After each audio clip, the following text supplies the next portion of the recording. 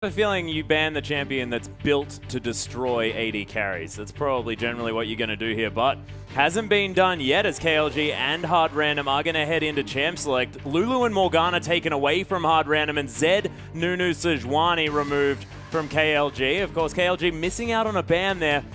But not missing out on a Hecarim. Not missing out on a Hecarim. That leaves that one up yet again. Helio going to be able to pick that one up in the top side of the map, and sort of known as being that Rumble player, and we'll see whether he can make this Hecarim work. It is one of his most played champions. Yeah, and I gave the statistic earlier. Hecarim in 6 appearances is 6-0, so that's a very good luck omen for the team that needs to come back from a shaky start. You mentioned the fact that they're the underdogs. Come into this game relative underdogs, but it should be a very competitive match, and Hecarim, 6 KDA, 26 kills, 11 deaths, and 57 assists on a tank. A tank top laner is a very strong performance so far from the Hecarim.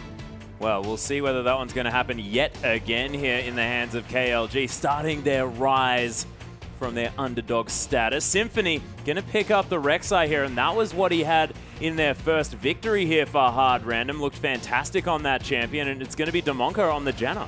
And to me, Symphony picking up the Rek'Sai makes a lot of sense, because Rek'Sai is kind of that champion that straddles the line between the pre-5.6 meta, which is always about skirmishing. You got Warrior Enchant Rek'Sai, have that global presence with the ultimate, can split push, is so flexible. And post 5.6 jungle, which is all about the Cinderhulk tanks, you can still happily pick up Cinderhulk on Rek'Sai. Even junglers like EDG's Clear Love has shown that you stack enough Giant Spell and get tanky enough, you'll still have so much CC and consistent CC with cooldown reduction from just the unburrow, and still have skirmishing power, that Rek'Sai is equally as relevant in this meta as she was in the previous.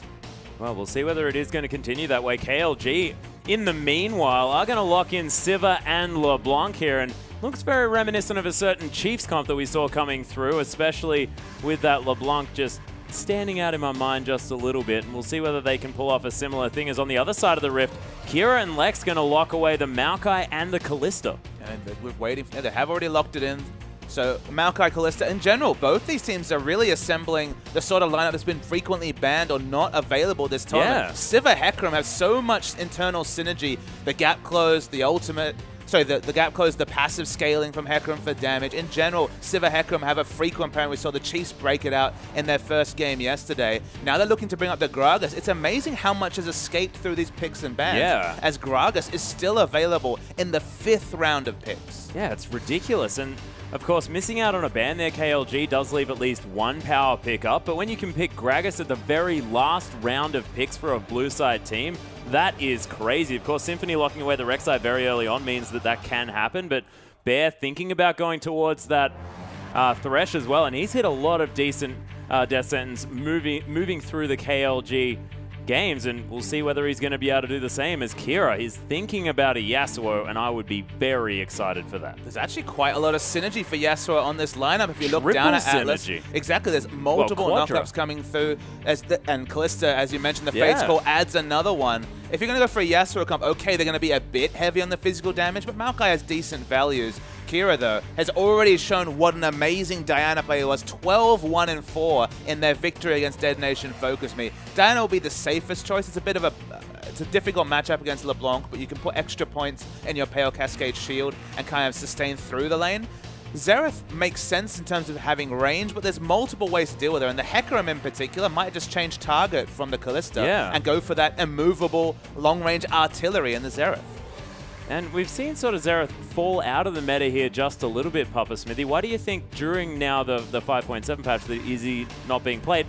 As I mentioned that, the switch over to Orianna does come through, and this champion has most definitely been played in 5.7. The control mages seem to have a lot of room to move in this patch. The danger of talking about picks before they're locked in. I know, it's all of them every time. But they weren't silly ones. We didn't see the Teemo, however, probably not going to see the Teemo mid come out in this particular situation. Oh, and Olaf's going to be coming through this game, Papa Smithy. But I mean, Orianna in general, the control mage for all metas, now the Athenes making her even stronger. The indirect buffs that she's gotten through Athenes, just giving so much mana regen, and her in particular as a champion that puts out shields, that has utility in terms of her dissonance, is always picking up the assist, so it just makes her that much in the meta.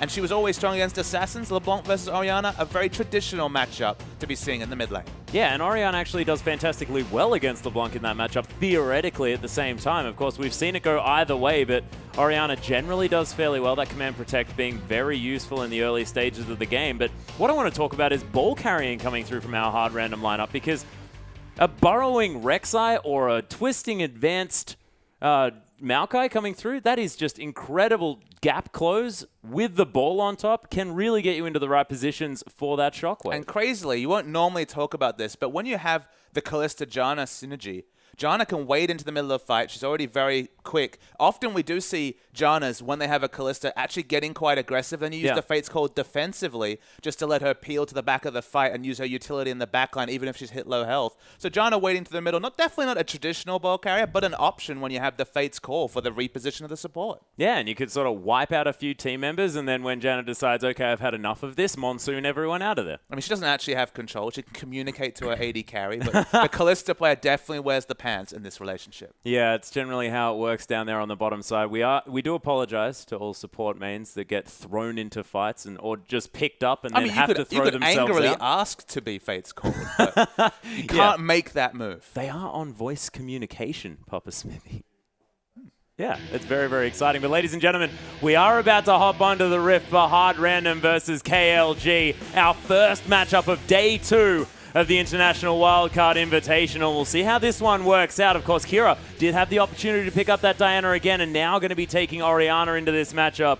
And we'll see how this one goes. Of course, Diana, does she have more of a difficult time against LeBlanc? Why wouldn't they pick it again? Of all the laning options, I prefer the Orianna, but coming back to the Diana, you kind of have to go for a weird skill max. We already see people putting multiple points in Pale Cascade as KLG really getting feisty at level 1. They have the Thresh, they have decent pick options, but they're looking for very deep vision. They must be scouting for a potential lane swap. Yeah, they've got some deep vision down here. Symphony going to head into the jungle on the other side of the map. They are going to be able to pick up a ward down there to spot out the potential lane swap. Hard Random already there on the bottom side. Kalista Janna already making it to that lane. Of course, no ward's going to be spotting them just yet. We'll see whether they are going to be heading back to base, as it does seem like standard lanes may ensue. And I wonder who was actually looking for the lane swap if it is going to come through. As Lex and Demonco, they're heading back, and it looks like Hard Random don't want this Sivir Thresh lane. I think Kalista Janna in general are looking to avoid the Sivir Thresh lane. It's not an unwinnable matchup for Kalista. Kalista is deceptively strong at level 1, depending on what ability she skills. So could go for the Pierce, add some extra AD from the Eye of the Storm shield, and get a good burst trade. Can go for the Rend, again, add in the shield and just go for a long sustained DPS trade. Yep. But there's more downside than some Kalista lanes. It's definitely not Kalista Kennen when it comes to lane presence. So it looks like Kalista's doing her best to dodge the lane swap, and with the warding and the safe zones on the map, actually manages to do that. Yeah, they are going to be able to do it. And another reason why they may have looked for this lane swap is, of course, to try and keep down this Hecarim, who hasn't taken Smite this time around. I mean, you have to remember that it is Hard Random who have opted into the lane swap in this situation. So yes, it does look like that's a possibility. Hecarim is able to still jungle. It's interesting to see that some teams kind of disagree on whether to take the Smite or not. Ignite, Smite. Ignite. I prefer the Smite over the Ignite personally, just because it gives you more flexible options, but it doesn't have the same impact at the early levels, where if someone turret dives you and you don't have the challenging Smite yet because you haven't bought the Smite item, or if you haven't started with the Razor, then it makes sense that the Ignite might be useful, but as the game goes on, challenging Smite just becomes that much more useful. And I guess as a Hecarim, you're going to get to that Trinity Force power spike just a little bit earlier, and sort of seeing these teleport Ignite Hecarims come back, you sort of notice that around sort of the 20-minute mark, a Hecarim's doing a ridiculous amount of damage. I can follow that logic. It's just that challenging Smite is such a unique thing, and Cinderhulk in general builds so well that you're getting... Basically, the thing about Hecarim is definitely wants a Trinity Force at some point. Yep. It's kind of awkward when you have just a Trinity Force and boots, in that if you misfire on that ultimate, it's flashed away for whatever reason, you can't get the massive engage with the Onslaught of Shadows. You can be deceptively squishy. You just might not be able to fulfill a teamfight frontline role. Sometimes you have Hecarim as a a front man, you're just a sole tank, and you really struggle to make Hecarim viable. But going for that Cinderhulk, just having the ability to throw on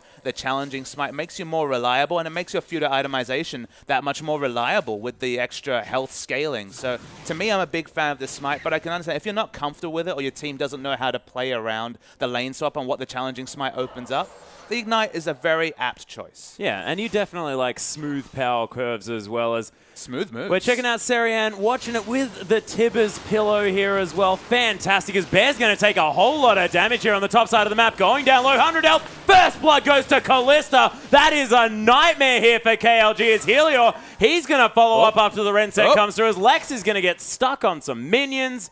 Man, minion block is awful, but is going to be still happy because that's first blood. Yeah, the minion wave was very friendly with Thresh, it seemed like, in that particular game. Tried to conspire for Lex to go down, but look at this hard random. We already know that they initiated the lane swap. They've already punished the Thresh in this situation, so they get Hecarim to be accountable in a 1v2 lane, and they pick up first, but hard random just got everything they wanted from the level 1. Yeah, and Helios actually gone back, picked up boots as well as that Doran's blade. So interesting, sort of more of a new item build path here. Doesn't have a flask, and I don't know whether I necessarily like it. I mean, Doran Blade makes you very strong at level 1, but over sustained trades, if you have any sort of lane harassment, in this particular case against a 1v2 lane where you're going to invariably take auto attacks from 2 ranged opponents, I agree, you probably do want the regen. Again, it suggests to me that they were desperately looking for the 1v1 lane. Maybe they could gank for it, and of course Doran Blade's stats so relevant in a gank with your jungle when you have the extra health and AD coming through from the Doran Blade. But didn't get through with it, and they've been punished. Yeah, they most certainly have, as Smurf is having a fine time there on the bottom side of the map. 23 CS to the 15 of Helior he's going aggressive. Demonco is going to get charged here as Juliusito flashes forward. There's the Eye of the Storm to try and keep Demonco alive. It's the last tick, and it is! As Helior picks up the kill. Lex now in so much trouble. Red buff coming down. It's going to be the Ren to try and get him out of there, but yep, that barrel going to explode you, Kalista, and that is going to be a second kill here for KLG. Take a bow, Juliusito. What a wonderful play coming through from the Gragas. The flash...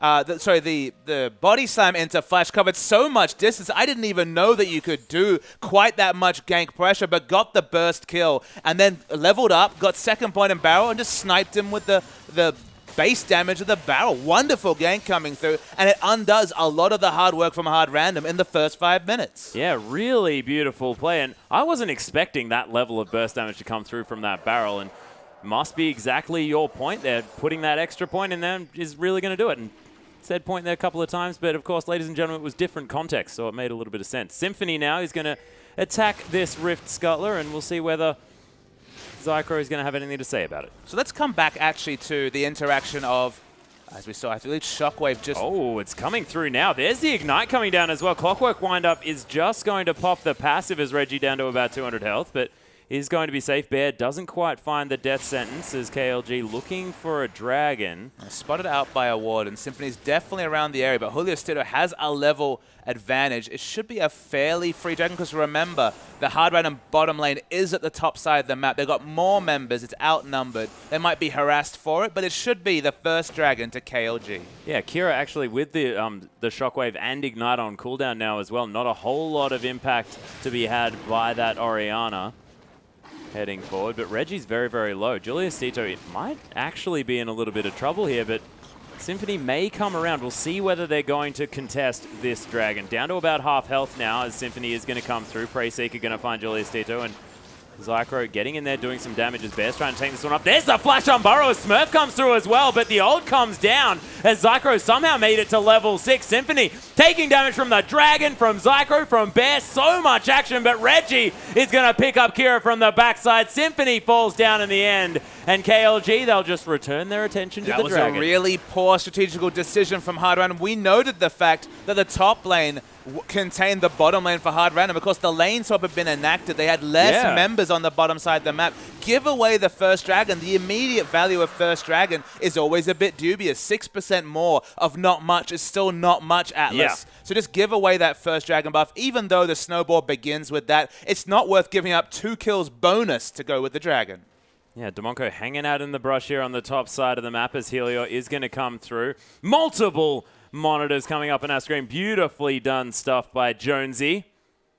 Excellent work. A little bit off on the old angle, but maybe that's on purpose. We'll see how that one comes through. But, ladies and gentlemen, we are going to head back into the game. Kira's going to be able to take down a blue buff for himself. Of course, Orianna pretty keen on getting a whole bunch of that mana, and it's going to be the same thing over on the other side of the map as Julio Stito is going to pick up his. And we've seen this Orianna versus LeBlanc matchup a couple of times. The Chiefs actually winning on both sides of the map. Swiffer managed to actually win as Orianna and LeBlanc in the reverse matchup, which says a lot about Swiffer and his skill on those champions. But it also shows that although Orianna has the advantage, and look at the CS, actually is winning by 17 CS in 8 minutes, which is quite handily, as you mentioned. We usually expect LeBlanc to hit a point where she is able to burst out, or at least get decent burst trades, especially with blue buff and the Mimic Distortion onto the Orianna. But in the early levels, just the innate tankiness, the fact that the ball gives that extra 10 armor and magic resist, makes it hard for LeBlanc to get the lead in lane that she kind of needs to justify her pick on patch 5.7. Yeah, it hasn't come through just yet. There is still time here for Reggie to move around this map, maybe pick up some kills. The Symphony might be the first option here as she tunnels away. For once, the chains aren't long enough. Yeah, not quite. Yeah, exactly right. It is pretty difficult to break those chains a lot of the time. But not going to happen this time as Symphony is going to survive. Kira continues to push out this wave.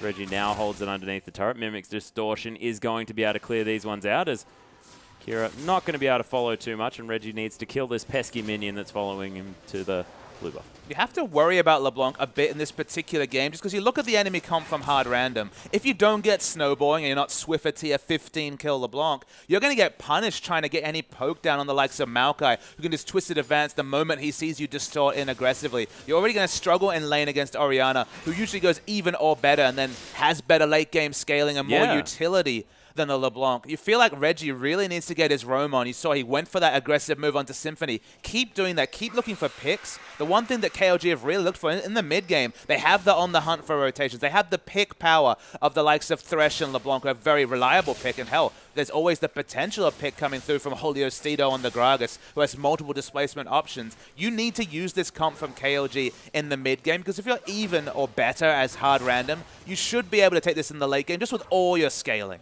Yeah, and they're passively coming back into this one as well. You can see the gold lead is actually shrinking here on the side of Hard Random. You have to think that has a lot to do with that mid lane, 20 CS in the lead. And of course, the bottom lane as well. Smurf farming up a storm as Kira's going to protect himself. Doesn't quite land the command attack, and tanking up these minions going to mean that Orianna does not want to be attacking too much. But we'll see how the Hard Random mid laner goes, because of course Kira, very aggressive shockwaves early on, and now has the Ignite and the ultimate available. And Smurf is benefiting from the fact that this is 1v2 Maokai. Has so much ranged wave clear, happily can throw out the saplings, has the Arcane Smash on a short cooldown with good base damage. And Helior, he's a 350 range at most champion in a 1v2. Rampage doubles his effective attack range from 175 to 350, but that's nowhere near the range of the sapling. Doesn't have the smite to go and to sneak into the jungle, pick up the Grump for a bit more laning and AoE, pick up the walls for a free camp. Isn't able to leave lane. As Smurf takes some nice harassment, but there's certainly no kill pressure under turret onto the already tanky Maokai. Yeah, Julio Stito is coming through here. They may be just softening up this Maokai, preparing for a potential dive, but Symphony was there. Preyseeker was seen. He is going to head back, but of course wasn't in vision. We'll see whether more respect is given here to the bottom side of Hard Random's map, just because Symphony was thought to be in the area. Smurf going to back away, though, and first turret looks to be going down here for KLG.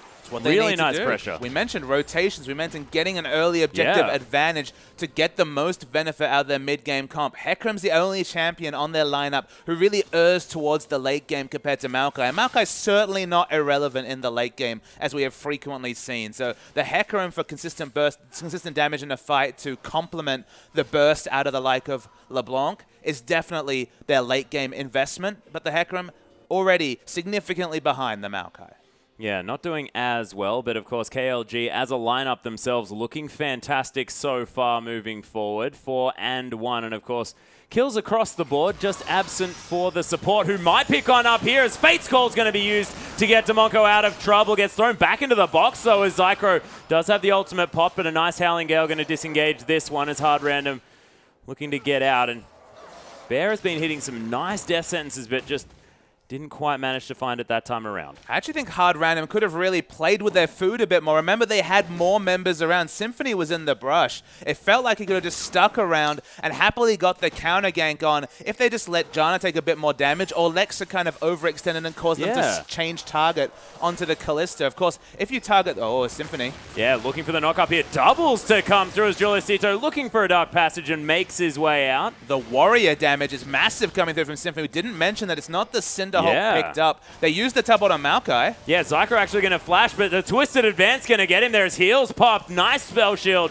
from Zycro, going to help out as Smurf tries to dodge the Death Ends. Oh, the barrel going to be used as another escape mechanism here for Hard Random after the flash from Smurf. But in from the back is going to be Helior as we check out the river for a moment. But Hard Random look like they'll be able to get out. A Monsoon there as well. So much disengage to come down from both of these teams. And we saw the river because Orianna was caught by LeBlanc in transition, but who caught who? Look at those health values. Flashing health coming through from the LeBlanc. If she cannot kill Orianna in transition, of course, Orianna at her weakest when she's just walking between objectives rather than having the ball down and already trying to dictate the pace of a lane, things are going to get better for Kira in this lane. Yeah, and they're continuing to here, as you can see, almost a 30 CS advantage there in the mid side. Hard Random, though, they're falling behind just a little bit. Of course, that tower really doing some work here for KLG as far as that global gold is concerned. They've picked up the first dragon as well.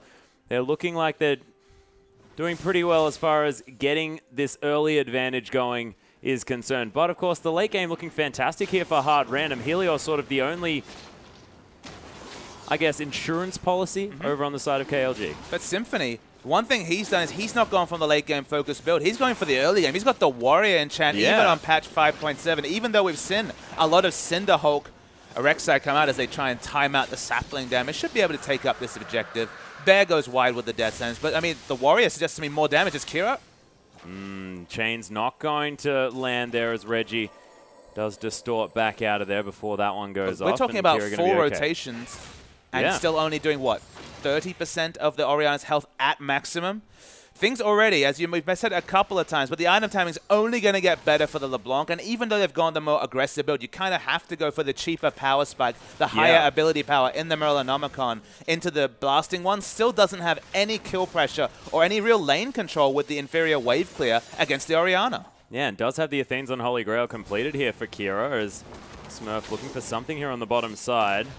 They're going to come through, seen by a ward as well as Hard Random with 4 members here on the bottom side. Looking to put some pressure on this turret. Lex hanging around with Symphony here. Does have the Bloodthirster completed, so a lot of effective health here for this Kalista. Nice PS to get onto Helior there as well, as Preyseeker not going to find anything. And Hard Random, there is nothing here on the bottom side that they can really contest unless they're going to invade for a red buff, because that dragon just went down and they saw it go down. But the scary thing about the item timings for Hard Random is they're probably in the ascendancy at this point. Shockwave. Yeah, Shockwave to come through here onto Reggie as he lands the chain. There's the dissonance, and Kira picks up the kill. The 1v1. And when the control mage is doing that against the assassin, you know something's going wrong, as you've mentioned, Papa Smithy. On this mini-map, you can see Zycro, meanwhile, has put on an inner turret. This is Warrior enchant Rek'Sai. Yeah, she's looking for it here as Rek'Sai, as there's the burrow. Preyseeker lands as well. Another knock-up onto Zycro, as Smurf just wants to pick up an assist with that sapling, is going to get it, and the flash is going to secure that one for Symphony. Just had that much more presence, but I agree with you. Who is the true assassin in the mid lane? At this point in the game, with how the trades have been going, the person with the 100 to 0 pressure is actually the Orianna because of the more squishier, damage-focused build coming through from LeBlanc, and that's the scary point. You'd say that the earlier power spiking team in a 5v fight, with the item timings that we're seeing, Hard Random's probably going to win a team fight for now, and you'd have to think in the late game as well. So unless we see a really big pickup coming through, or just a big face check coming through, and the pick coming through from the likes of Thresh and LeBlanc, this game should only get better for Hard Random. Yeah, and Kira, once again, having a massive MVP performance for Hard Random. On the clock, as far as that farm is concerned, ahead by 50 CS at 17 minutes. I mean, ahead by 33 CS on the next highest person on the map, which is Siva, who of course had a lot of free time in the top lane, pushing in that top inner turret. Kira's picking up the farm. The ball is going to make Kalista that much harder to snipe out. And the Wombo combo from the Warrior enchant, and now the Righteous Glory and Boots 2 completed by Smurf. Suddenly Dragons, they've got 2 in the pocketbook, But the third dragon, you have to think, is definitely going to be contested by Hard Random. With these item timings, not getting wards down, not getting pinks down, and fighting for this third dragon would be a mistake for the CIS representatives. Yeah, and we'll see whether Hard Random is going to get everyone together and really go for these team fights as well. We've mentioned their wombo combo multiple times, but it really is quite devastating if they manage to land it correctly, and it has a lot to do with how they're going to win this game. I mean, the wombo combo, the burst wombo is there, and then, of course, the Callista is a hurricane away from that being just a disgusting team fight. Everyone bursts to half health. Callista licks her lips, gets the first kill. Ren sets begin, and things look good for Hard Random. But speaking of looking good, Helio's outnumbered. Yeah, he is. The Righteous Glory going to come through as well, and Helios getting ripped apart. Nice ultimate, going to get the fear, and Helios going to waltz on out of there. And people ask, why don't you take Flash on Hecarim? It's because of reasons like that. The Onslaught of Shadows is just the best Flash of all. More than double, about 2.5 times the range on that ability. Oh, they're looking for something here. There's the disengage to come down as the barrel comes through as well. Kira's going to get taken out though as Zycro does so much damage. Demonko nets him a double kill as well as Smurfs come around the side. Symphony actually going to get flashed away from here, but Zycro, so much trouble. This Rek'Sai really has his number as KLG. This dive is mammoth as Reggie, a little bit low there on the backside, but Smurf, he's pretty tanky, and he is going to be okay underneath that turret. We'll see whether they continue the dive as this new minion wave comes through, and it looks like KLG, they've got control of this turret, and they're just going to calm down and take that one out. And KLG doing their best Ints impression. We saw their win yesterday, diving every turret as if they did not exist. Shades of Season 3 Loveling from OMG and his just complete disregard of turrets. They just went for a full-on turret dive. Yeah. It was 5v2 to start the fight, so they finally took down Orianna, took down the outer turret as well. It was nice, aggressive play, but at least they understand that this is their time to shine. 2,500 gold up. They have the earlier power spike. If it's not now, if they don't continue to monopolize this dragon, the scaling from Hard Random and Kira is really going to be cemented. Yeah, and we'll see whether that is going to come through, ladies and gentlemen, as Zycro, he's going to be able to clear out this minion wave before the outer turret falls down in the mid. 3,000 gold now, the lead for KLG as they've extended their kills here on the map. Picked up 4 turrets for themselves at the same time, and this objective snowball is really working out beautifully for KLG, and it looks like coming back onto day 2, KLG really came to play. And we've got Battle of the Item timings coming through. Aegis is now completed for Symphony to match the needlessly large rod that was just completed by LeBlanc. So who will burst hard enough is the big question. Will they stay grouped as a 5 and get that Aegis aura across the team? Yeah. In general, the item timings are massive. Orianna looks to be backing. I said Hard Random really wanted to opt into this next dragon fight. It's a bad back timing. She gets a big item in the Zhonya's, but now any hope of getting real vision control around the dragon is gone, and 3 dragons for a Hecarim Cybercomp is just a massive thing to talk about. Yeah, Dark Passage is going to get Zycro out of trouble there as Smurf did land the Twisted Advance. It is going to be the Rift Scuttler falling down as Julius Ditto is going to pick that one up. Smurf is going to get hooked there, but Zycro gets singled out there on the back line as Lex. Fate's Call is going to be popped, looking for a knock-up as it comes down, but Helio, he gets Shockwave, but takes out the Callisto with the help of LeBlanc. Bear now so incredibly low. Beautiful shield to come down as Symphony. He's not very tanky, and Kira, he's going to fall down as well. Zhonya's, I don't believe, was used. Symphony does pick up the kill again onto Zycro. Zycro's worst enemy this game, but Hard Random, they are coming out on top so far. Oh, Arcane Smash not quite able to pick that one up. Symphony going to fall down. KLG turning it around as the distortion over that wall. Chains don't land as Smurf. He's completely out of mana, and Reggie with a fair bit of damage still available despite the low mana bar as well. Julius Tito's just auto-attacking in the back as Reggie taking a lot of damage. That's a nice passive proc, but in the end, Smurf's going to fall down. And Julio Cito got a delayed triple kill in that engage. Was massive with no tank items whatsoever. We can see KLG speeding back to the dragon. Julio Cito has backed, though. They desperately want this third dragon to vindicate their team comp, give them that clear win condition of the 5 dragons against the scaling comp from Hard Random. They're going to get at least a tunnel, but they need their jungler, who now shows up with a locket already, to really answer the Aegis coming through from Symphony. Yeah, and this is on 11 out of 12 kill participation. Gragas 4-0-7. Incredible performance so far here by Julio Cito. Really looking great as they're going to start off this dragon. Prey Seekers are going to come through. There's a couple of Sentinels just to try and distract the KLG lineup. And that was a very decently timed Howling Gale, that was actually not quite in range. Completely channeled, would have maybe done enough damage. So we'll see the repeat of this fight. It was a long, drawn-out fight. I thought it would go better for KLG, but they start off with quite scattered in terms of just being geographically. LeBlanc needs to mimic distortion just to get in the fight. It's a nice reverse wombo coming through from the Orianna. KLG fall low. And look at this. Zycro is hitting one person. Julio Stedo is on the Orianna. No one else was focusing targets. Eventually, we're left with this situation after Zycro goes down, where it's 2v3 action, but Julio Stedo is high health and is already doing so much damage. Wow. Look at the burst. Remember, this is against a Warrior Rek'Sai, actually getting out-damaged by the nice damage coming through. Reggie had the ward behind and picked up the kill. But the big takeaway for me is that the Cinder Hulk Gragas was out-damaging the Warrior Enchant Rek'Sai. Yeah, and it's just ridiculous. And you saw that Symphony, unable to return to that fight as well, just wasn't tanky enough to be able to withstand any of the burst to come through. And basically what Symphony's done is just provided Reggie with another target that he can explode. And that's kind of the worry coming through. Getting killed even through the likes of the Locket is a problem. And you have to ask, was the early 6 out of 7 kill pressure, was the early extra damage worth the fact that now you are suddenly another assassination target for a LeBlanc that realistically should have looked down this lineup and not really had many options? It should have just been overextending for Lex and then getting punished by the Twisted Advance or another CC coming through. But now one of the frontliners is squishy enough to make the fight an instant 5v4, and that's a problem for Hard Random. They haven't shown they'll be able to fix.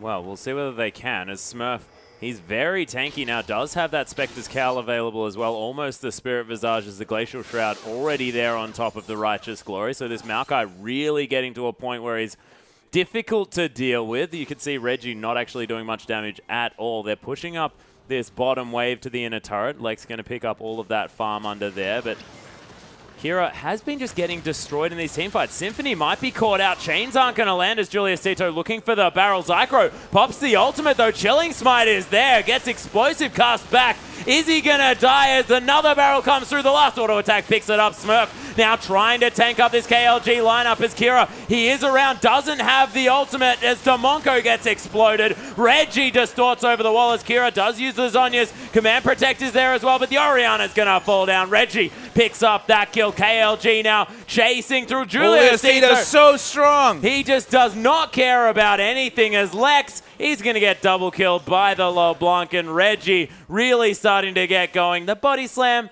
as if that wall doesn't even exist. And Julio Zito, 5-0-10. Get this man a drink. And man, the Gragas was available in such a late round of picks, but it's been used to such great efficiency. Hard Random over-prioritized the Rek'Sai, went for the Warrior Enchant to try and get early work. Didn't really manage to do it. And Julio Stedo, 15 out of 16 kill involvements. Amazing. Probably going to stay at that number, near 90+%. Has relevant damage to the Baron with, of course, the Drunken Rage, but they're falling low, and this might be a re-engage. Yeah, Helio actually in the backside as well, as Symphony's going to knock him up. The horse in a whole lot of trouble as Preyseeker comes through. Nice slow coming down from that Righteous Glory, and Smurf is going to be able to lock down that kill. There are multiple wards over this wall. Bear in trouble at the same time. It's Hard Random. They're going to start off the Baron. Yeah, they're all backed in Vision. Kalista and Orianna, their 2 damage dealers, are not there. Maybe the extra Warrior damage will be irrelevant, but they need the Kalista to start auto-attacking it, and the huge Gragas is going to be there when this Baron hits about 5,000 health. Yeah, Lex is going to come around here as well. Rend into the back of this Baron is going to help out as far as Hard Random's ability to secure this one. Julius Tito, though, he is here hanging out around the outside of this pit as Demonko, he's getting in trouble as Julius Tito looking to go aggressive. Demonko gets exploded. Zycro picks up another kill. Reggie very, very low, but picks up another one as it's the double for Zycro. Symphony not nearly tanky enough as the home guard Hecarim launches into the fray, and Smurf, where have your friends gone, buddy? Another set of kills here for the Gragas. 8-0-12. We got to stop talking about this guy's kills, but man, it's impressive. But the allure of Baron was too strong for both these teams. First, KLG tried to turn their big team fight win in the enemy jungle into a Baron. Just didn't have Baron damage. The Sivir wasn't there and wasn't really being able to provide enough Baron damage. So the the contest was good, but then they started Baron while Gragas was just sitting there watching them with 5,000 health left on the Baron. It bought enough time for the team to come. You needed to get off that Baron, either chase away. If Monsoon was up, maybe you could trust the Janna to push away the Gragas, but didn't even have that cooldown. Kept DPSing down Baron, tanking up the Baron, and bought enough time for LeBlanc to come and assassinate people. So the lure of the Baron was too strong for both teams, but the end result, KLG, with their earlier power spikes, with their now 10,000 plus gold lead, take a big advantage in this game. Yeah, really looking beautiful here for KLG, all off the back of this wonderful Gragas play that we've seen thus far. Let's have a look at the replay here. Julio just watching it like a voyeur. He's bird watching this one. He's like, the rare Baron.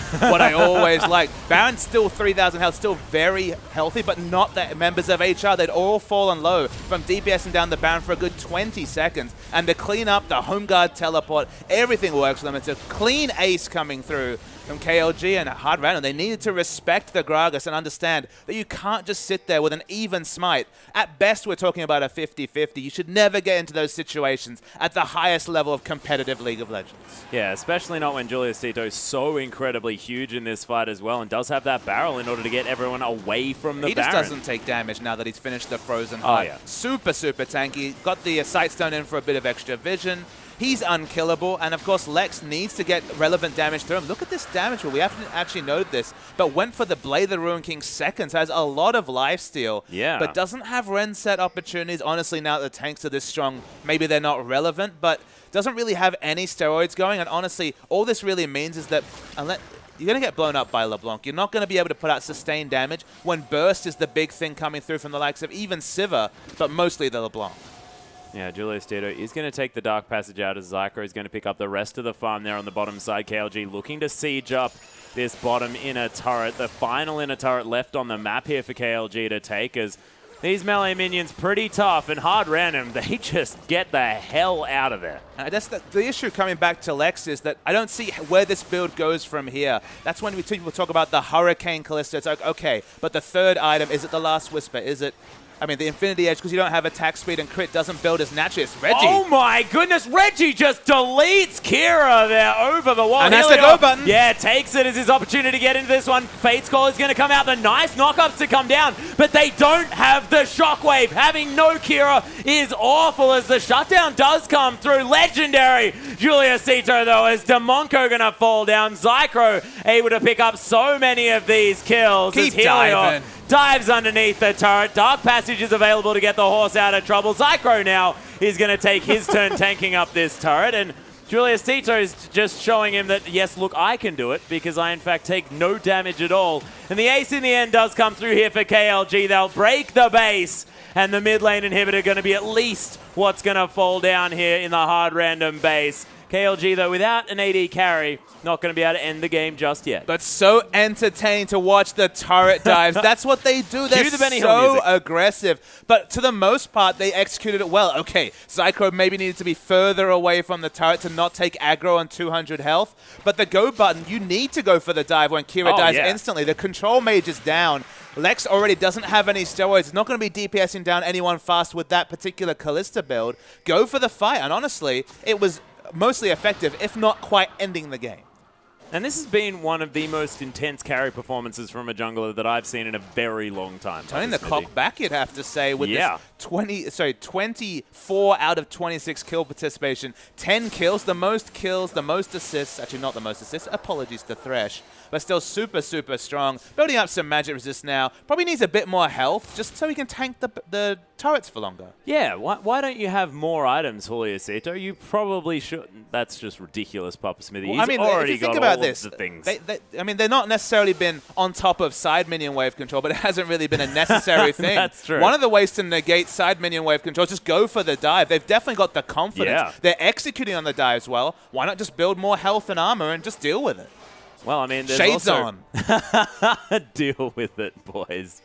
As there's about 4 minutes until the 5th dragon is available here for KLG. They've already got all 4 that have been taken on this map thus far. The swing of 12% stats coming through from that is huge, as Reggie's going to fall down going for another very aggressive play. And okay. Maokai is really good at dealing with LeBlanc. We might not have seen that consistently this game, but That's what can happen. You can just twisted advance onto a LeBlanc when she's trying to overextend to get another assassination. Can understand why Reggie was feeling up to the task after already diving into the base, over the base wall, and picking up the kill to open up that turret dive. They were thinking, all right, get the kill, more turret dives coming. Didn't work out quite that time, but only buys a little bit of breathing room for hard random. Yeah, hard random not going to have to deal with, I guess, the instant deletion coming through there, but... For now. Yeah, for now. And Reggie... not really going to miss out on too much as the lead firmly in the hands of KLG, looking for their first victory. I mean, they've got so many win conditions. Remember, they had the earlier power spikes, but they've got the 4 Dragons to 0. Yeah. Not even the 6% stats coming through, which at this point, obviously very relevant to hard random, not having those statistics. Win conditions upon win conditions. They've had a Baron already and put it to good use. Not quite breaking the base, but everything else. I mean, they have broke the base from the turret dive, and they have to think that's going to be the next call. They're just going to wait for enough item timings, ensure that it's Gragas tanking it up between all of his sustain and mounds of health and armor, and just kill everyone. Yeah, well, Julio Cito has been building full tank, but that guy does more damage than I knew Gragas was capable of. It was that first move. I want to return to it because I didn't get a chance to at the time.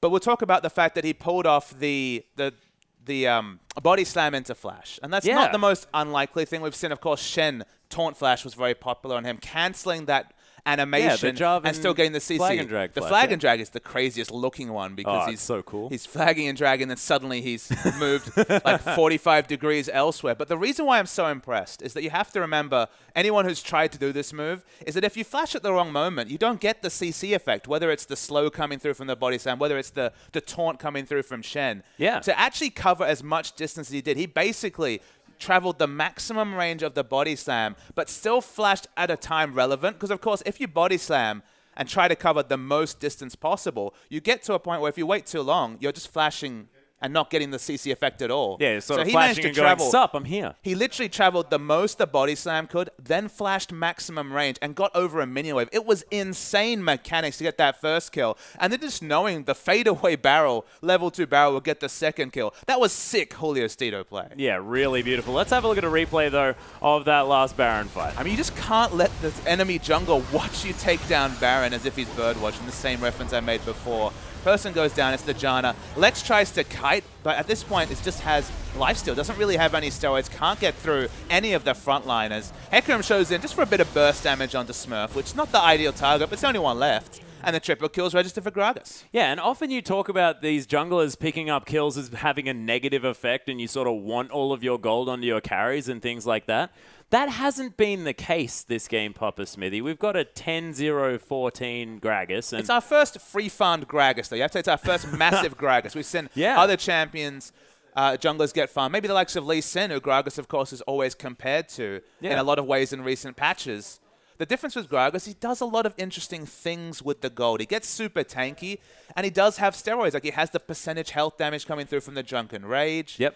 He has quite high base damages on his abilities, and he has that passive. So if he has a high health pool, then, of course, the passive coming through from the Happy Hour is going to keep him sustained and topped up. It's not like he's doing massive burst. He's just always there, always has CC, has multiple CCs on his kit and repositions, and then just does the consistent damage to the Drunken Rage procs. Yeah, well, it's obvious that he's pretty difficult to kill on this map because, of course, hasn't died just yet. The only immortal member still on this map. Big question mark, Atlas. Does he have the most damage dealt in his team? Oh, we'll have to see. Post-game, we'll try and find a time to find that out. Look, I have a feeling that he probably won't. But that's just me. He'll be dangerously close, which is crazy on a full tank Gragas. It most certainly is. But, I mean, we haven't mentioned the fact that Zycro is sort of the star player for KLG that we've spoken about quite a lot. This bottom lane generally very, very strong, especially domestically.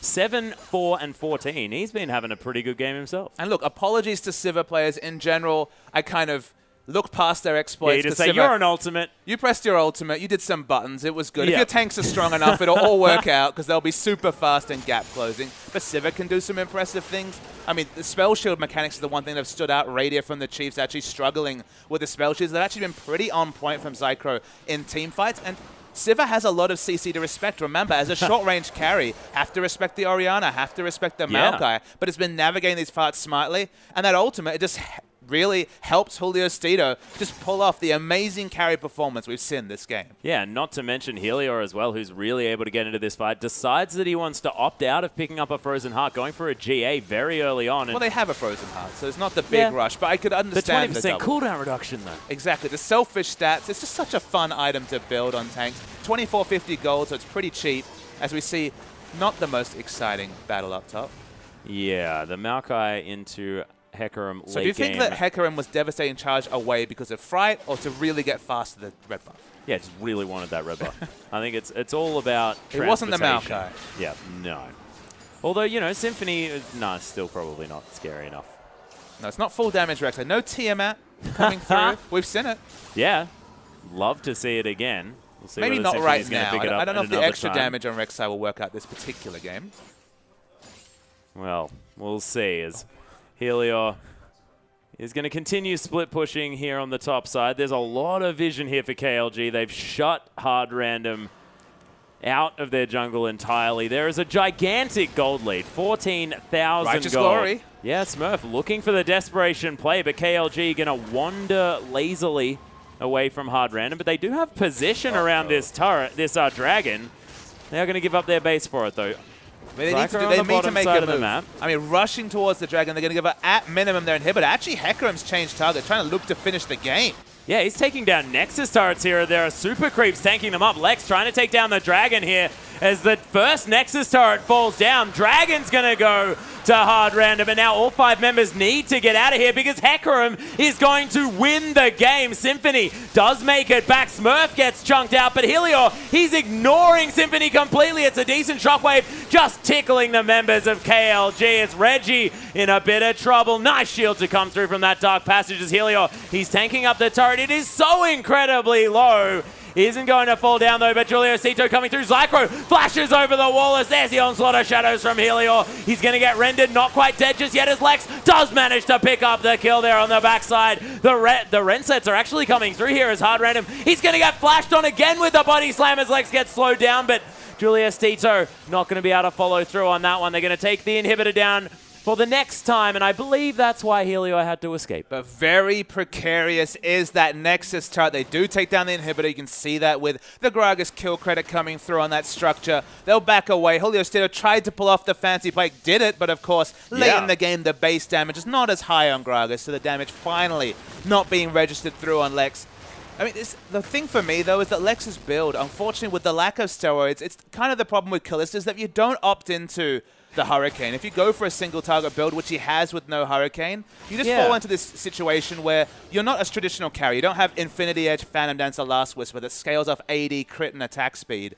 So your single target damage is minimal. You're very sustained. He's got 35% lifesteal coming through from this build with the Doran Blade.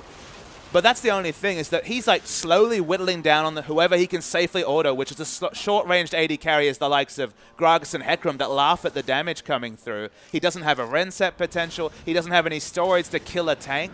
This build, I think you just either go Phantom Dancer and go for a single target damage build with the Bloodthirster first, or you just opt into the Hurricane. Because at the present point, unfortunately, he's just not really doing anything. Yeah, it's sort of like he's caught in between two different options here that if he had have gone for either one of them, it would have been good. But in the end, it turns out that Zycro actually going to be more of a hyper carry here on the Sivir rather than the Kalista. Yeah, it's ridiculous. 4 items strong already as Reggie is going to land the chain, but not going to get the snare as Julius Tito is going to tank up that sapling. They're looking to engage as Helior in on the backside. Lex just getting torn apart by the boomerangs. Demonco does fall down. Symphony now so low. And man, KLG just running all over this fight. Reggie, the fadeaway chain going to come through. Smurf is going to fall down. Another triple kill for Julio Stito. And this Gragas is stupid. And I don't see how KLG will be able to keep their title as underdogs after a very impressive performance like this. Didn't get the 5th Dragon, but got the Baron. Pushed with their mid-game comp. They tried to scale up at Hard Random, but no scaling allowed as KLG take it down. Yeah, KLG just looking so powerful at the end of that one. And man, 18,000 gold lead, everything going right here for the Latin American team. And 1-2 now, the comeback begins. And I have a feeling that we may be seeing them pick up a few more victories because, man, that looked good. And Hecarim, still 100% win rate. guys, ban that champion. He's silly. It's 7-0 out of 9 games now. You'd think people are getting the hint. Some teams banning it towards the end of yesterday. You can see the celebration coming through, matching Hard Random's 1 and 2 score with a very impressive performance. But I have to say, you give Hecarim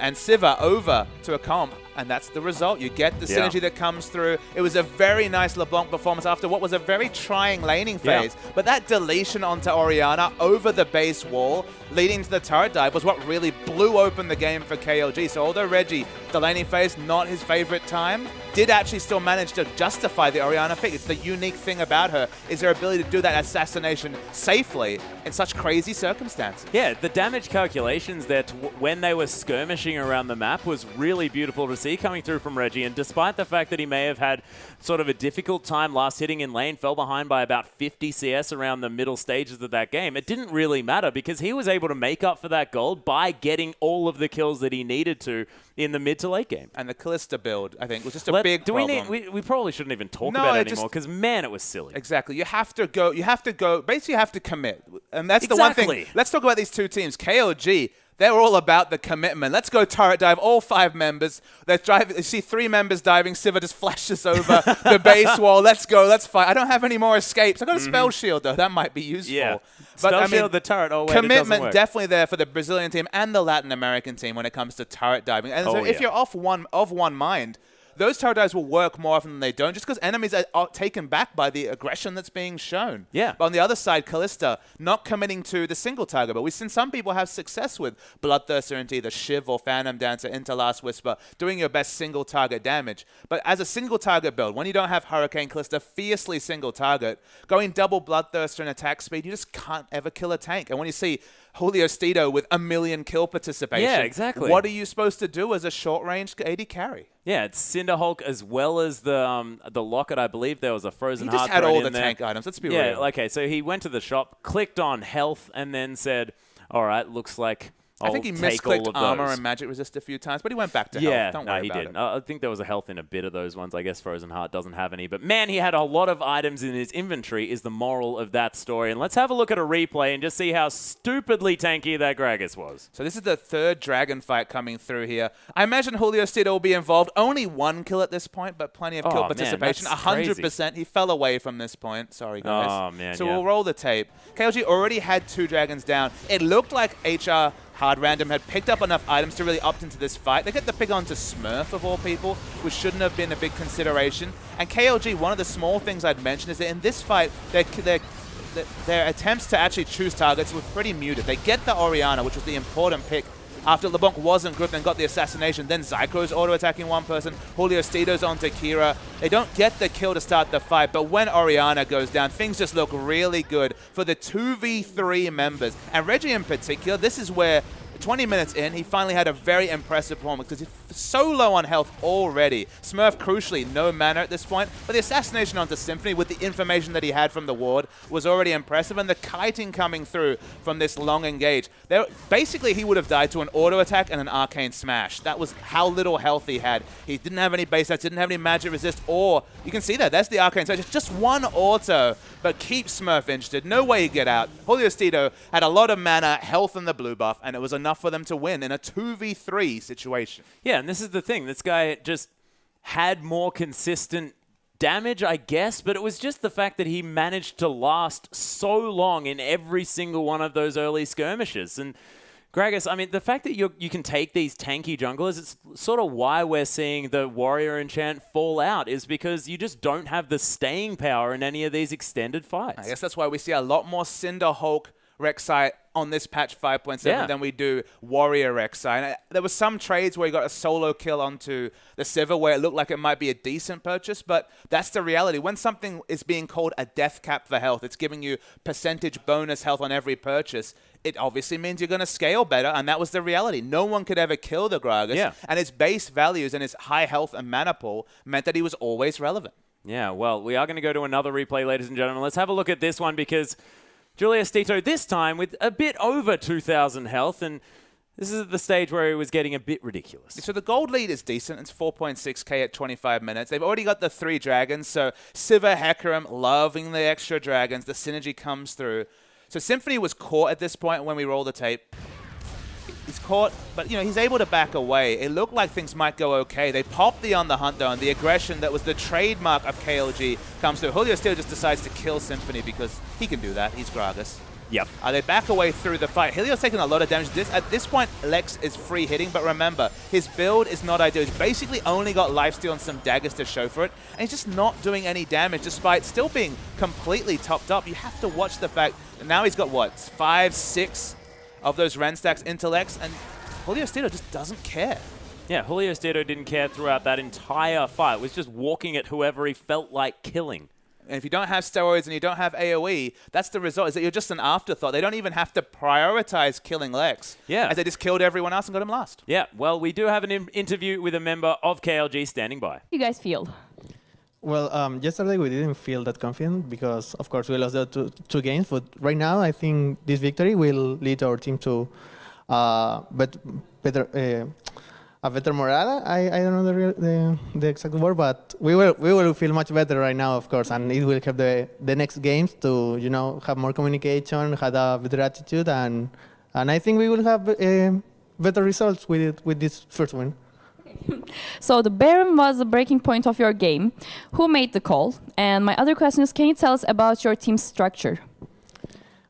Well, I don't really remember who made the Baron call, but most of the calls, I do them with Sacred, AD carry. And yeah, like you said, it was a breaking point, I think. Also, well, the structure of the team. Do you mean by the composition, or? Yeah. Well, we analyzed the game of yesterday, of course. Everybody knows that Ekarim is a very strong pick, at least in this tournament, so we didn't want to miss it and take the opportunity when we had the first pick. So yeah, that was the pretty much every pick that we picked this game, we took them from the teams that played yesterday, because Sivir had a very high win ratio, so did Graga, so did Ekarim, and we tried to mix them all to make a good composition. So it was your first win in the tournament. Can we say that KLG is back in business? Yeah, like I said before, when you get the first win, you have a better attitude for the upcoming games, and I think we are prepared. We were prepared. If for the people that doesn't know the Latin American scene, we were well known for our draft. We had a very good pick and ban phase, and we didn't show that yesterday, but we changed. We lost the style that we had before, and we did it today. It worked, and I think if we keep doing that, we will have much better results. Thank you for the interview, guys. Thank you too. Now back in Khan. Yeah, and man, they had a great game, and KLG coming back through. We'll see whether they can continue this trend of victories, Papa Smithy. And they mentioned the fact that their pick and ban phase was one of their strengths. They got the Hecarim, so mission accomplished, definitely. Everything else actually came together great, so I don't mean to be facetious in that comment, but if you pick up the Hecarim, things look great. Yeah, it had nothing to do with the Hecarim, really, though. It's all about the Gragas. That entire game was all about Julio Cito. That guy looked so good. But, ladies and gentlemen, the night is still young. We have so many more games yet to be played. We are going to have a short break, but we'll be back with Game 2 very, very soon.